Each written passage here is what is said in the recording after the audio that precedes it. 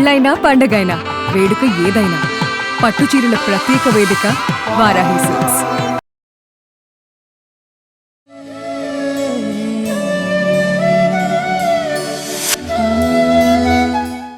నమస్తే, welcome to Suman TV. Jayasimha ఉవాచ. నేను మీ కృష్ణవేణి. శివుడు, ఆ శివతత్వం గురించి, శివుడి లీలల గురించి, శివుని భక్తుల గురించి, ఇందులో ఏ విషయం గురించి చెప్పినా సమయమే సరిపోదు. అటువంటి శివుడి గురించి, శివ లీలల గురించి చెప్పుకుంటే సమయం సరిపోదు. ఎందుకంటే చాలా వైవిధ్యమైన దైవస్వరూపంగా మనం ఆయన్ని ఆరాధిస్తాము. ముఖ్యంగా శివుడు, ఆయన కనిపించే విధానం చాలా పెద్ద విశేషమైన చర్చకు దారితీస్తూ ఉంటుంది. ముఖ్యంగా ఆయన పులి చర్మం ధరిస్తారు. శివుడు పర్టికులర్ గా పులి చర్మమే ఎందుకు ధరిస్తారు అనే విషయాన్ని జయసింహ గారి మాటల్లో విన్నాం. జయసింహ గారు నమస్తే. నమస్తే. జయసింహ గారు, అసలు శివుడి గురించి, ఆయన అపీరెన్స్ గురించి మనం సిరీస్ చేయొచ్చు. అటువంటిది అందులో మొదటగా అందరికి ఎక్కువగా డౌట్ వచ్చింది పులి చర్మం. ఆయన పులి చర్మం ఎందుకు? మనకు సాధారణ వాడుక భాషలో పులిస్వారి అని చెప్పి కూడా ఒక నానుడి ఉంటుంది. పులిస్వారి అంటే ఏంటంటే, ఇప్పుడు గుర్రం ఎక్కుతాము దిగుతాము, గాడిద ఎక్కుతాము దిగుతాము, కానీ పులిని ఎక్కుతాం దిగుతూ ఉండవు. ఎందుకంటే పులి మీద కూర్చోవడం కష్టము, అసాధ్యము, అది ఎక్కనివ్వదు అసలు. ఒకవేళ ఎవరో కష్టపడి ఎక్కినా కూడా మన దేవతలందరిలో అయ్యప్ప స్వామి తప్ప పులిని స్వారీ చేసే వాళ్ళు ఎవరు ఉండరు. ఎందుకంటే పులి మీద కూర్చున్న తర్వాత దిగలేం. అమ్మవారికి కూడా పులి వాహనం ఉంటుంది, అవి అమ్మవారు కాబట్టి సరిపోతుంది. మీకు గోవుని కూడా వాహనం చేసుకునేది అమ్మవారు ఒకరే. మీకు గోవుని ఇంకెవ్వరు, ఏ దేవుడు కూడా, విష్ణువు శివుడు ఎవ్వరు కూడా, శివుడు ఎక్కేది నంది. కానీ బ్రహ్మచారిణి రూపంలో ఉన్నప్పుడు అమ్మవారు గోవుని వాహనంగా చేసుకుంటారు అనమాట. ఎందుకంటే గోమాత గుహజన్మ భూహన్మాక్స్ లలిత సహస్రనామాలు వస్తాయి. గోవు స్వయంగా అమ్మవారే. అమ్మవారి రూపంలో ఉన్న గోవుని అధిష్ఠించిందని అక్కడ అర్థం. కాబట్టి అమ్మవారికి అయ్యప్పకి సాధ్యమైనట్టుగా ఇక్కడ శివుడికి కూడా పులిస్వారి అనేది శివుడైతే చేయగలుగుతాడు, మనం చేయలేం. ఇది నేను చెప్పదలుచుకుంది అదనమాట. ఎందుకు అంటే పులి మీద ఎక్కగలవాడు, పులి నుంచి దిగగలిగిన వాడు కూడా శివుడే. శివుడికి అన్ని సాధ్యం. అదే ఈశ్వరాజ్ఞ లేనిది ఏది సాధ్యం కాదంటారు కదా. ఆ పులి చర్మాన్ని తీసుకొని, ఇక్కడ రెండు ఉంటాయి. పులి చర్మాన్ని ధరించాడు అంటే పులి చర్మాన్ని కట్టుకున్నాడని ఒక ఉద్దేశము. కానీ చాలా వరకు మనకు కనిపించేది ఏంటంటే, పులి చర్మం పైన కూర్చొని తపస్సు చేస్తూ ధ్యానావస్థలో ఉంటాడు, సమాధి స్థితిలో ఉంటాడు శివుడు ధరించేది ఏనుగు చర్మం. అది కూడా మనకు చాలా చోట్ల కనిపిస్తూ ఉంటుంది. అయితే పులి చర్మం మీద కూర్చొని ఎందుకు కనిపిస్తాడు మనకు శివుడు అంటే, దాని వెనుక కేవలం ఏమంటారు, ఏదో బొమ్మ బాగుంటుంది కదా అని వేసుకోవడానికి కాదు. శివుడి మెడలో ఉండే పాము కావచ్చు, లేకపోతే శివుడి జటాజుటంలో ఉండే చంద్రుడు కావచ్చు, ఇవన్నీ కూడా అద్భుతమైన ఆధ్యాత్మికమైన లోతైన భావార్థాలు, అంతరార్థాలు ఉన్నవే. శివుడి జటాజుటంలో కనిపించే చంద్రుడు మనఃకారకుడు, మనస్సుని నియంత్రించేవాడు కాబట్టి ఆయన చంద్రశేఖరుడు అయ్యాడు. కాబట్టి ఆ విధంగా చూసుకున్నప్పుడు ఈ పులికి కూడా మనకు కొంత లోతైన అర్థం ఉంది. ఇది ఏంటి అంటే, విపరీతమైన శక్తికి, నేను అదే చెప్తున్నా, పులిస్వారి మనకు సాధ్యం కాదని. ఎందుకన్నా అంటే, పులి మీద నుంచి మనం ఎప్పుడైతే కిందికి దిగుతామో, ఈ కిందికి దిగిన వెంటనే పులి మనల్ని తినేస్తుంది. అంటే పులికి ఏముంది, ఆగ్రహం ఉంది, కోపం ఉంది, జితేంద్రియత్వం లేదు. అంటే తన యొక్క ఇంద్రియాల మీద తనకి అదుపు లేదు. తమో గుణానికి కూడా ఉంటది. అంటే అది ఎప్పుడు పడితే అప్పుడు వేటాడు, అట్లా పడి ఉంటది.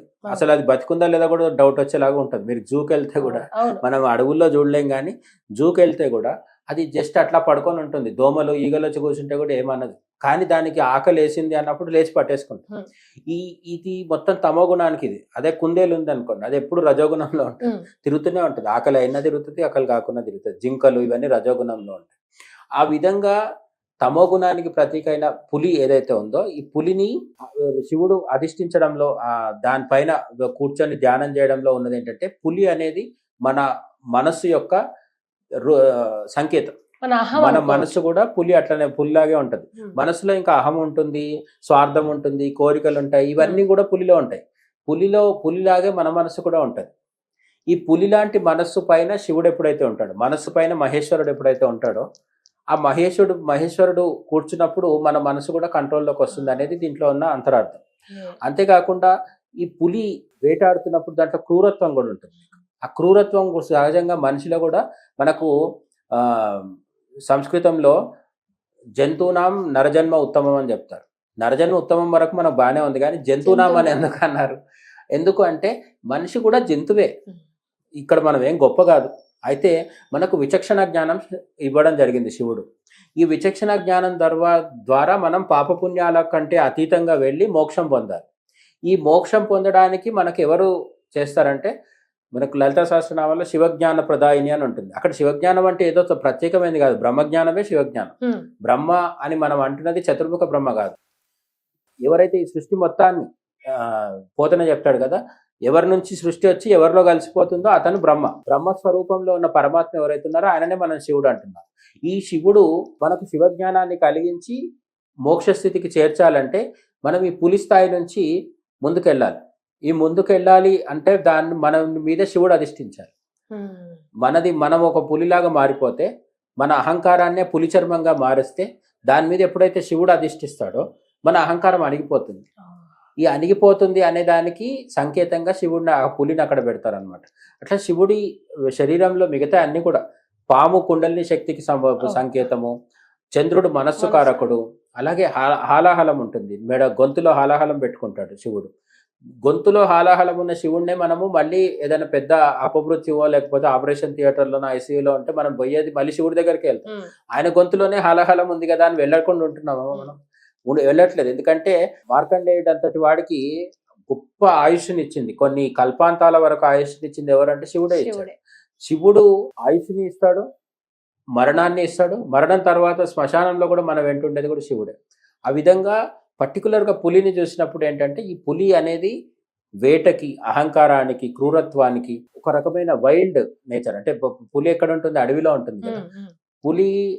అంతేకాకుండా ఇప్పుడు మీకు సింహాసనం అనే పదం కూడా ఉంది. ఈ సింహాసనం అనే పదం సింహం నుంచే వచ్చింది. సింహాసనాన్ని ఎవరు అధిష్ఠిస్తారు అంటే స్వార్థపూరితమైన కోరికలు ఉన్నవాళ్ళు. ఇక్కడ స్వార్థపూరితం అంటే చెడు కోరికలు అని కాదు, ఏదో ఒక కోరిక. సో ఇప్పుడు సింహాసనం అంటే అందరూ సింహాసనం అధిష్ఠించకపోవచ్చు. రాజులు అధిష్ఠించే వాళ్ళు ఒకప్పుడు, ఇప్పుడు అధిష్ఠించట్లేదు. కానీ ఇప్పుడు ఉన్న సీఈఓలది ఏంటి? సీఈఓ కుర్చీ కూడా ఒక రకమైన సింహాసనం. మనకు లలితా సహస్రనామంలో సింహాసనేశ్వరి అనే పదం కూడా ఉంటుంది. అమ్మవారు కూడా సింహాసనాన్ని అధిష్ఠిస్తారు.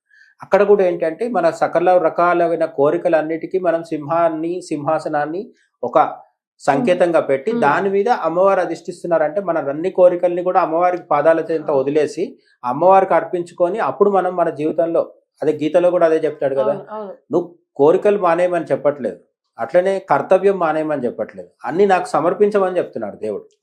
తినాలి, ఊరికే పులిహోర తినడం కాకుండా నైవేద్యం పెట్టి తింటే, మనం పెట్టేది నైవేద్యం పెట్టిన తర్వాత దేవుడి అనుగ్రహంతో మనం తినేది ప్రసాదం. సో మనం తినేది ప్రసాదం అవ్వాలి అంటే మనం దాన్ని దేవుడికి సమర్పించాలి. అదే విధంగా మన కోరికలు, మనం చేసే పనులన్నింటినీ కూడా సింహం రూపంలో అమ్మవారికి ఎట్లయితే సమర్పిస్తున్నామో శివుడి దగ్గరకు వచ్చేసరికి అది పులి అవుతుంది. ఈ పులి ఎందుకు అవుతుంది అంటే, పులి కూడా అదే రకమైన ఇది ఏంటంటే మన మనిషిలో ఉండే స్వార్థపూరితమైన కోరికలకు సంకేతం. ఈ స్వార్థపూరితమైన కోరికలన్నింటినీ మనం శివార్పణం ఎప్పుడైతే చేస్తామో వెంటనే ఇవాళ కాకపోతే రేపైనా సరే, దూర్జటి కూడా ఒక దగ్గర చెప్తారు. దూర్జటికి అంటే దీనికి చారిత్రక ఆధారాలు కొంత తక్కువ, కానీ దూర్జటి చాలా వేశ్యాలోలుడు అని చెప్తారు అనమాట. ఆయన వేరే వాళ్ళు చెప్పడం కాదు, కొన్ని పద్యాల్లో ఆయనే స్వయంగా చెప్పుకున్నారు. అయితే మరి ఆయన స్వయంగా తన గురించి చెప్పారా, మనలాంటి వాళ్ళ కోసం శివుడికి ఆయన చెప్పుకున్నారో తెలియదు. కానీ శృంగార వాంఛలతో వేషల దగ్గరికి వెళ్ళినప్పుడు నకక్ష ఇవి ఉంటాయి కదా, గోళ్లతో పడ్డ గీతలు ఉంటాయి కదా, వాటితో శరీరం మొత్తం గీతలు పడిపోయింది అని చెప్తాడనమాట. చెప్పి ఇంత కామంతో సతమతం అవుతున్నాను నేను, ఇక నువ్వే నన్ను కాపాడాలి శ్రీకాళహస్తీశ్వర అంటాడు. ఎవరు? దూర్జటి అంతటి వాడు. కామం ఎవరికి లేదు, అందరికి ఉంది. కాకపోతే కొంతమంది మొహమాట పడతారు, చెప్పలేరు. అది ఆ కామమే పులి. దూర్జటి ఏం చేశాడంటే తనలో ఉన్న కామాన్ని గుర్తించాడు, దాన్ని నియంత్రించుకోవడం సాధ్యం అవ్వట్లేదు. మరి ఎట్లా? శివుడికే చెప్పుకున్నాడు. ఎప్పుడైతే కోరిక కరుగుతుంది, ఆ కోరికను ఆపుకోలేకపోతున్నారో, నియంత్రించుకోలేకపోతున్నారో, దాని నుంచి బయటపడడానికి మార్గం ఏంటి అంటే ఆ కోరికతో సహా మనల్ని మనం శివార్పణం చేసుకోవడమే అనమాట. సో మనకు ఎప్పుడైనా ఇక మీదట శివుడు పులి చర్మం మీద కనిపిస్తే, ఆ పులి చర్మం అనేది మరేదో కాదు, మన శరీరంలో ఉన్న మానసికమైన, శారీరకమైన సకల రకాలమైన అహంకారాలు కావచ్చు, అజ్ఞానాలు కావచ్చు. ఈ అహంకార అజ్ఞానాలకి సంకేతం పులి అనుకున్నప్పుడు ఆ పులిని అధిష్ఠించిన వాడు వ్యాఘ్రేశ్వరుడు అవుతాడు. మీకు ఆంధ్రాలో ఒక చోట వ్యాఘ్రేశ్వరుడు అనే శివలింగం కూడా కనిపిస్తుంది క్షేత్రంలో. అక్కడ శివుడి పేరే వ్యాఘ్రేశ్వరుడు అన్నమాట. వ్యాఘ్రం అంటే పులి. Thank you so much Jayasimha గారు. జై శ్రీ.